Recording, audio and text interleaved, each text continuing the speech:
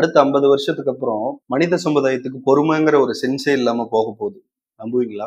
நீங்க கவனிச்சிருக்கீங்களா? ரீசென்ட் டேஸ்ல நமக்கு எந்த ஒரு விஷயத்துலயுமே பொறுமைங்கிறதே இருந்திருக்காது.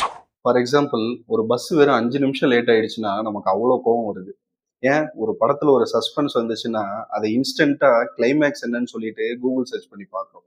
டே டு டே லைஃப்ல நீங்க யூஸ் பண்ற ChatGPT இருக்குல்ல, வெறும் 5 செகண்ட் லோடிங் டைம் எக்ஸ்ட்ரா எடுத்துட்டா நமக்கு அவ்வளோ இரிட்டேட் ஆகுது. சரி, இதெல்லாம் கூட விடுங்க. என் ஃப்ரெண்டு கிட்ட பேசிட்டு இருக்கும்போது அவன் சொல்றான், "வதந்தி சீரிஸ் பாரு மச்சான், ரொம்ப சூப்பரா இருக்கு" அப்படின்ட்டு. "நேத்து என்னடா வந்துச்சு, அதுக்குள்ள பாத்துட்டியா?" அப்படின்னு சொல்லிட்டு கேட்டேன்.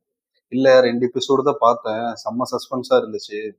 அப்புறம் என்னால சஸ்பென்ஸ் வந்து என்னால பொறுத்துக்க முடியல. அதனால லாஸ்ட் எபிசோட டைரக்ட்டா போய் பார்த்துட்டேன்.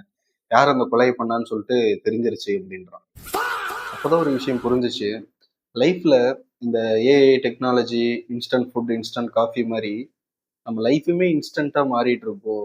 ஸோ எந்த ஒரு விஷயத்தையுமே வந்து அனுபவிச்சு கொஞ்சம் வெயிட் பண்ணி பொறுமையா நம்ம லைஃப்ல இருக்க சின்ன சின்ன பியூட்டிஃபுல் மொமெண்ட்ஸை இந்த மாதிரி இன்ஸ்டன்ட்டுங்கிற ஒரு விஷயத்தினால பேஷன்ஸே இல்லாமல் இழந்துட்டு இருக்கோம் அப்படிங்கிறது எனக்கு சொல்லணும்னு தோணுச்சு. அதான் சொன்னேன். ஸோ நெக்ஸ்ட் வீடியோவில் பார்ப்போம். பாய். அப்புறம் அந்த ஃபாலோ